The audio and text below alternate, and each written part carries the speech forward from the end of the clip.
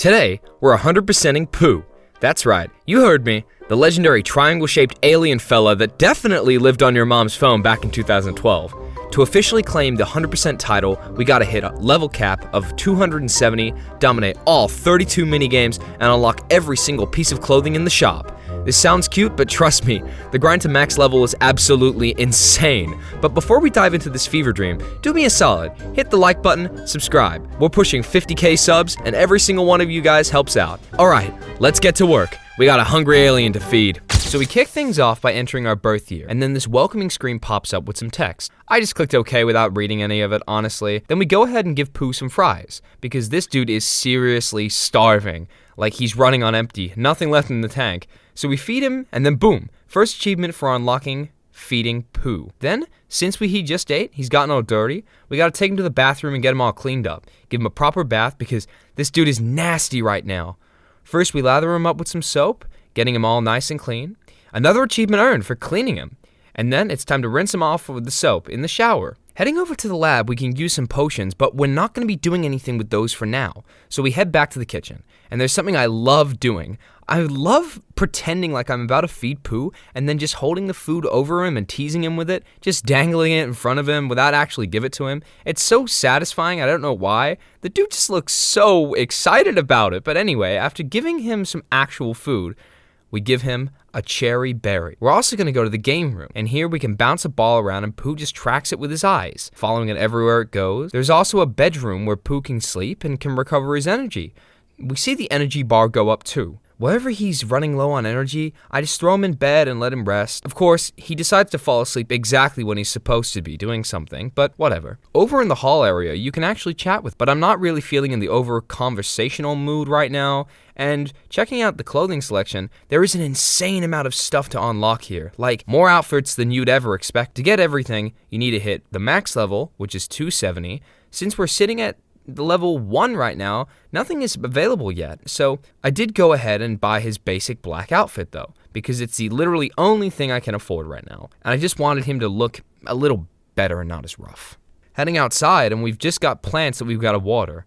And after watering them and watching them grow, we get another achievement for that. We also have a pet, which we can take for a walk, which is actually its own minigame. This minigame took me a minute to figure out, but basically you're constantly moving in different directions depending on what obstacle is coming at you. Like, for example, if there's a little tree, you go to the right. Another type of tree, you go to the right. A little hill, you press down. A cloud, you press up. And you're constantly reading what's coming and directing on basically reacting as fast as you can. It's dependent on really quick reflexes and a lot of focus, so you gotta ramp up that high score. You have to think fast because if you hesitate, the timer ticks down and you start losing time.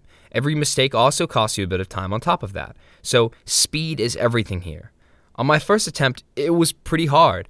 I reacted very well and kept up a solid pace, finished with around 376 points. Not bad if I do say myself, but it wasn't enough. I wanted to push for that last achievement on the minigame, which required 500 points. I kept it up, and we went again, and honestly, I cooked. I was flying through it, barely missed anything, just locked in, hit 500 points on my second attempt, 2 runs in, and I've already maxed out this minigame. Not to brag, but I might actually genuinely be one of the best people at this game. Just saying. Now that we've cleared out all the achievements in this minigame, let's move on. Actually, wait, scratch that. Let's head back outside first. Outside, we've got this garage area, which you can drive, and there's another minigame. This minigame is honestly shameless ripoff of Hill Climb Racing, the exact game we played last time. So seriously, it's the same concept, just a way worse version of it. The controls are the same, one accelerates, the other brakes.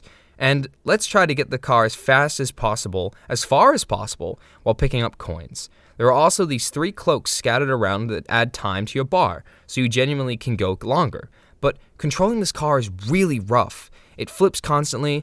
Since our car is completely stock unupgraded, I died around 110 meters and didn't unlock a single achievement. After a few failed runs, I decided to invest in some upgrades, which I thought would help. Went through several upgrades, level up 4 times in the process, and yeah, the difference was night and day. We have way more control over the car, way less flipping, it's really noticeable too, it's faster. Upgrades matter a lot in this minigame, and it's really hard to go far without them. And to keep in mind, I hadn't really put any in the main vehicle up until this time, because I was running low on coins. but even with the limited upgrades, I managed to hit a score of 203 and grab the achievements for this. Cute little minigame, but yeah, it's basically just a bootleg of hill climb racing. Now we're heading to the playground, where we've got a soccer minigame. You're basically taking penalty kicks while Pooh plays goalkeeper. It's not as easy as it sounds though, because the controls feel super buggy to me. I'll aim in one direction and the ball goes off somewhere completely different. Still, I start off alright. I make 10 goals and grabbed an achievement. Then, I lost shortly after the 15th attempt. But, it's okay. Achievement scored. Next minigame, Sky Jump. This one's really cool, but it's genuinely hard. The thing is, you can't really control it by tapping on the screen. You have to literally tilt your phone left to right in order to move. Your whole main objective is to climb as high as possible.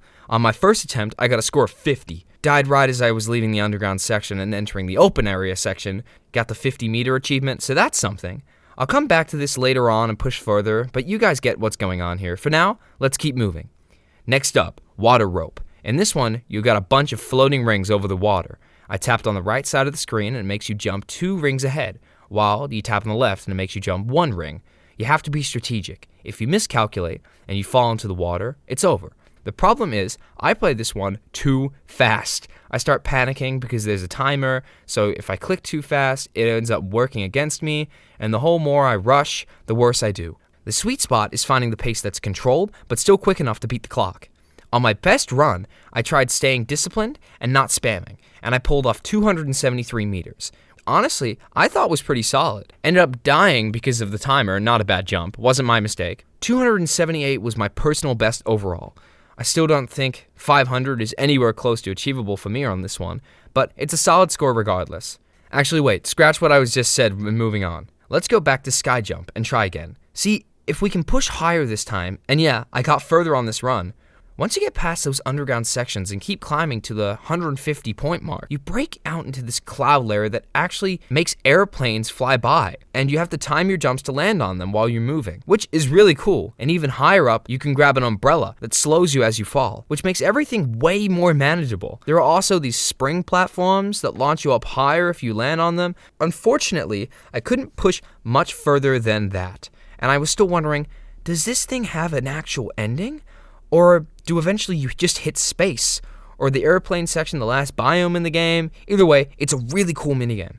Now we've got Sky Rope. It's a little different from the last one. This time, you have to tap left to jump left, and you have to tap right to jump right. Simple enough. Except you can't land on clouds. If you step on one cloud, you fall straight through. You gotta hit a solid platform. And I messed up a few times early on this landing on the clouds where I was trying to figure out the rhythm. But after getting my brain warmed up, I started stringing together better runs. First cleanish run got me around 40. The next one got me around 53. Eventually, I was way past 100 and died at 110. Got the achievement though, so we're good. Jet Poo is next. And we straight up, this is Flappy Bird. Like, this is literally a Flappy Bird clone. They're not trying to hide it.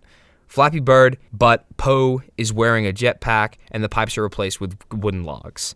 The sound effects on this one, oh my god. The burning flame noise combined with the rest of the audio is absolutely brutal on the ears. Some of these Pooh minigames are really poorly made, and the sound design is a massive reason why. Still, I did alright. I hit a score of 48 and just barely missed 50, but whatever.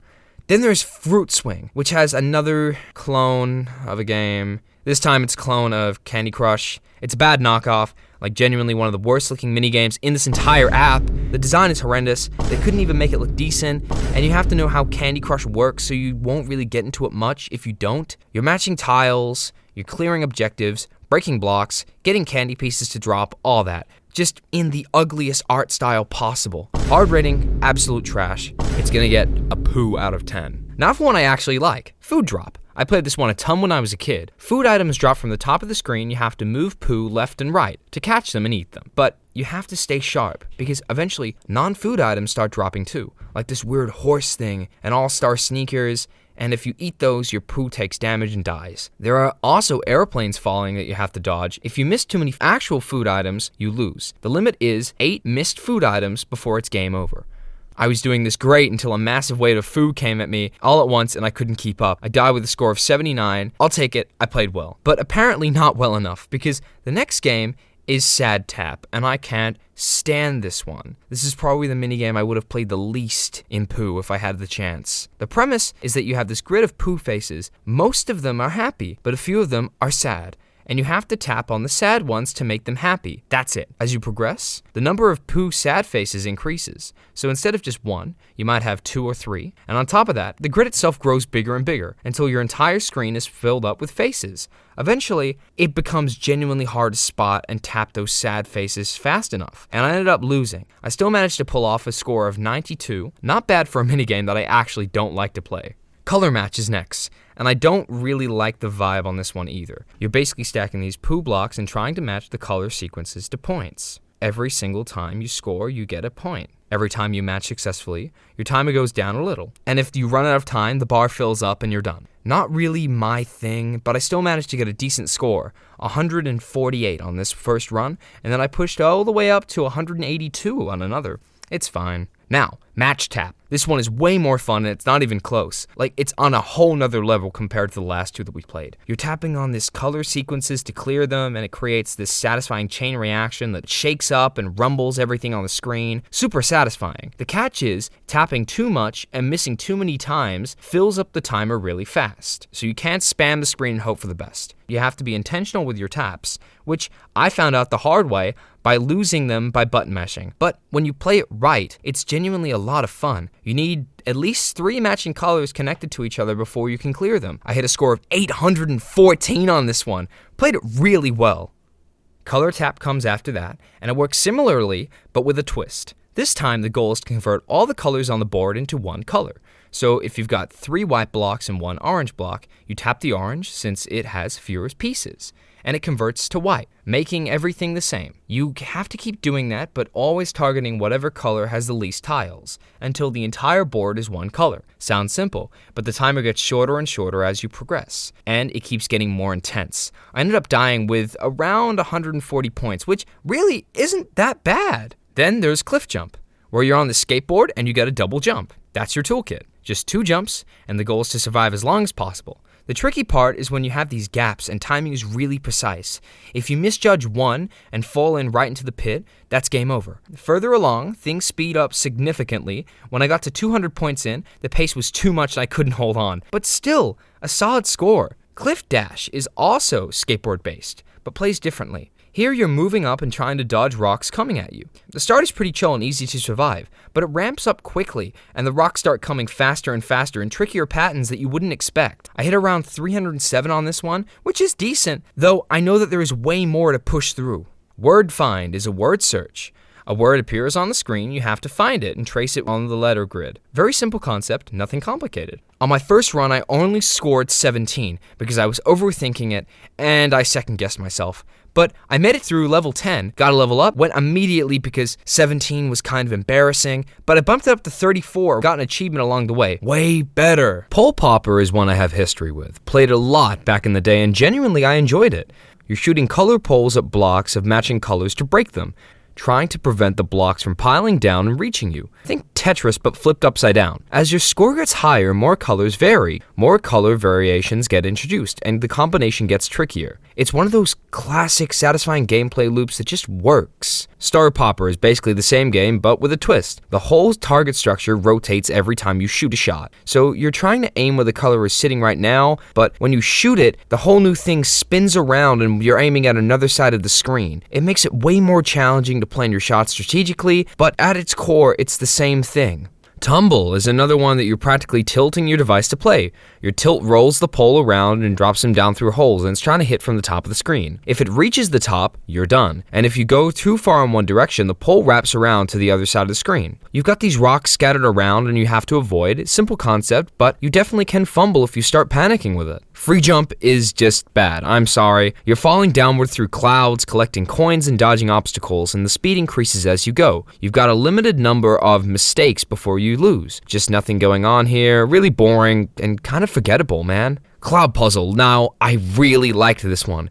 It's Flappy Bird adjacent, but instead of squeezing through pipes, you're trying to stay centered through clouds above and below you. In the beginning, the clouds are far apart and easy to navigate, but as they close in from the other side, as you progress, it genuinely gets tricky. You also want to grab coins whenever you can to build up your gold. I did this pretty well on this one, finished with around a score of 184. Solid run. Next up is what I can only describe as my nemesis, the beach volleyball minigame. This one looked fun at first, but I just cannot play it. First match, I lost 10-0, 0 points. The controls feel completely off to me. It basically is the same as the soccer minigame, and just like that one, sometimes it goes where you aim and sometimes it doesn't. You're trying to make sure that the ball starts to the enemy side. Classic volleyball rules. Everyone knows. But getting my inputs to cooperate with me was a completely different story. Second match, I managed 2 points. Actually, wait, I got 3. Yeah, 3 points. Yeah, record that. 3 points. I also did this thing where I switched to hard mode just to see if what happened, and somehow on hard mode, I managed to get 2 points, which means easy mode and hard mode are about the same for me, which tells you a lot about the state of these controls. Hoops is a basketball simulator, and you've got this little arrow as you pull back to aim your shots, and you can see where the ball is going to project. So theoretically, it could be easy to aim, but I still bricked a bunch of shots anyway, and honestly, this whole thing just felt slow and kind of boring to me, so I didn't hang around with it. Pool is similar structure to the soccer minigame. Instead of kicking a ball to a goal, you're tossing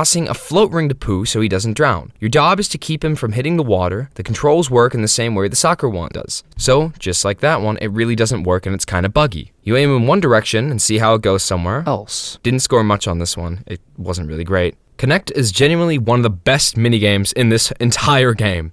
I say this as someone who literally downloaded a standalone version of this game on my phone just because it was so addicting. I used to grind it constantly and I'm just trying to beat my own scores. The concept is you've got to get rid of these colored dots that you draw lines between to connect the colors. The key rule is that every cell in the grid has to be covered. You can't leave any empty spaces. That's what makes this interesting. It sounds like it could be a little overwhelming, but once you get the flow of it, it really clicks naturally. I think I'm genuinely good at this one from the practice I put in, so I scored around 47 and made it all the way to level 11. Pretty solid if I do say so myself. Connect 2 is the sequel. They had to cash in on the first one's opportunity, and it is nowhere near as good. Like, the original is in a completely different league, and this one is basically Connects, and it makes it feel like Candy Crush.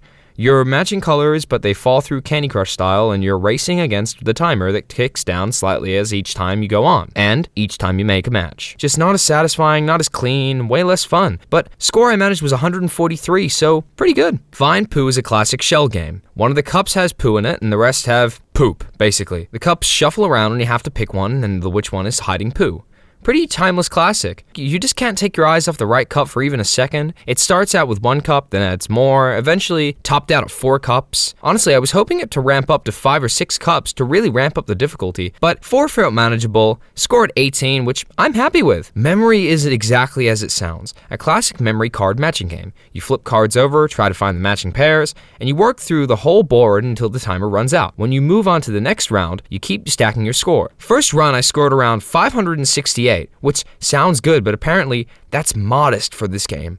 One again played way further and smarter and pulled off 2,102. That run also came up with an achievement. Pooh Sounds is one I really enjoy. If you remember these old Simon electronic games, the physical handheld game where the colored buttons light up and you press them in a sequence and then you have to repeat the sequence, it's basically that, but with Pooh. He'll make a sound and a slow sequence, and you'll have to repeat it back without messing it up. Each round adds 1 step to the sequence. Miss one and it's all over. I made it to round 13 before I finally slipped up, but eventually I got an achievement from this one as well, so that's pretty good. Then there's Sudoku, which I used to play absolutely so much. I'm talking hours on paper Sudoku. Genuinely, it's one of my favorite puzzle games. For anyone who doesn't know, you've got a 9x9 grid, and you have to fill every cell with numbers 1 through 9. No number can repeat on any row, any column, or any of the 3x3 sub-blocks within the grid. So you constantly have to cross-reference. So this row has a 4, this column has a 4, so the cell must be something else. In the game version, this is way more forgiving than paper, because you can tap the number Pooh icons and it visually highlights where each number appears, which makes it dramatically easier to spot patterns.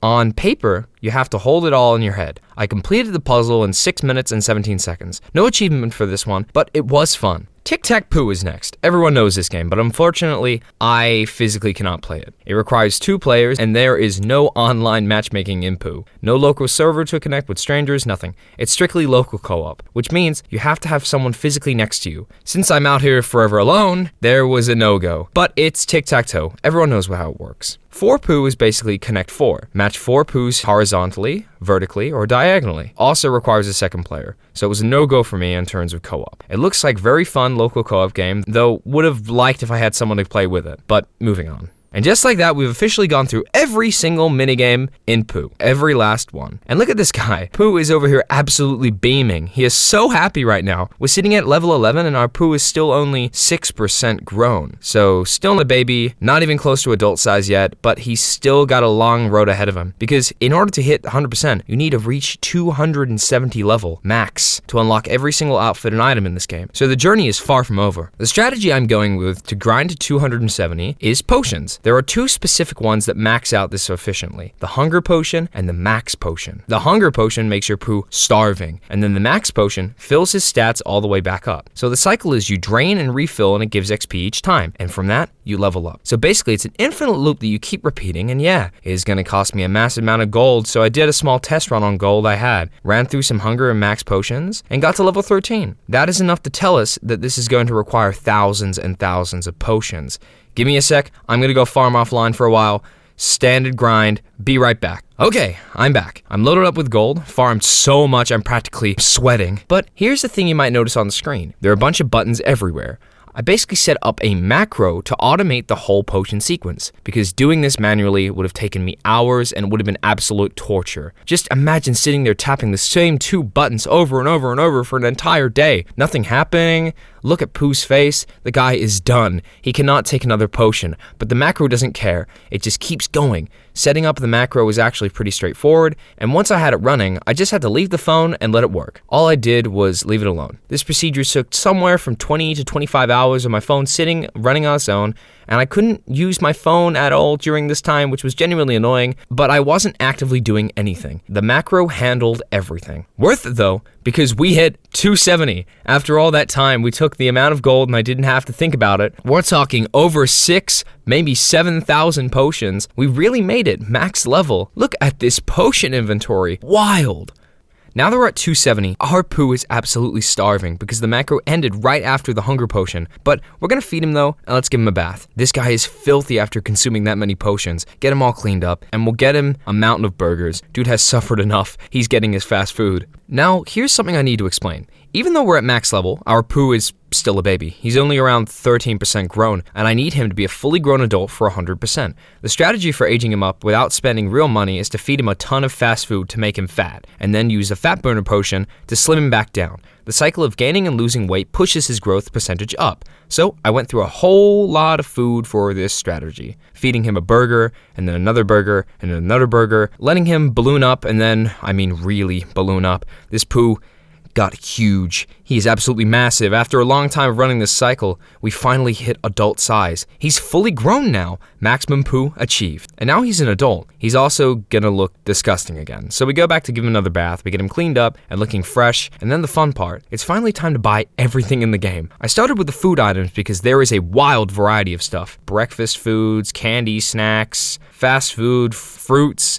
vegetables, soup, sushi, seafood, desserts, drinks, just keeps on going. The sheer volume of food in this game is kind of insane. Poor POU is going to be morbidly obese after this. Beyond food, we've also got to get all the wallpapers for every room in the house, and some of these wallpapers are bizarre and ugly looking, like this black one. What were they thinking? The Halloween ones are a little better, but being real, none of these are great to look at. Still, I bought all of them because we had to. And then there's POU's skin selection, and oh my god, the amount of skins in this game is out of control. Some are locked behind level requirements, but unlockable with gold. There's this all black POU skin that looks wild, and then within each category, there are subcategories, and within those are even more options. We're talking over 27,000 outfit combinations in this game. 27,000. The number is genuinely absurd. And without some type of automation or shortcut, there is no realistic way for a normal person to ever buy all of this. The gold alone cost would be astronomical, but I went through and bought everything, and then started actually dressing up POU along the way. He's currently giving this emo pirate with yellow skin. Very chaotic, very weird, I kinda like it. Along with all of his outfits, you can also redecorate basically everything in POU's house. The shower color, the soap, the bedroom pillow, the lamp. I swapped out the lamp for a Halloween pumpkin one, which I thought was great, but you can also buy different soccer balls for the sports area, flowers and plants for the garden. After buying a whole bunch of different plants, the garden actually looked really nice and way more colorful and lively than it was before. You can change the color of the cloud outside, and I went with gray, which kind of looks weird, honestly, but it's different. And then you can also customize the actual house itself, the roof, the exterior paint, the door, the windows. Bought all of them and ended up going with this black and red skin for the house. It's giving Frankenstein vibes. It's really cool. I'm really into it. Grab some different cars too, all of which you can change the color on. And honestly, that's the theme here. Everything in POU is customizable. Literally everything. You can see in the game, you can change. The clothing, the decorations, the furniture, the car, even the phone. Yes, you can change the color of POU's phone. Even that. And then we can also swap out our pet.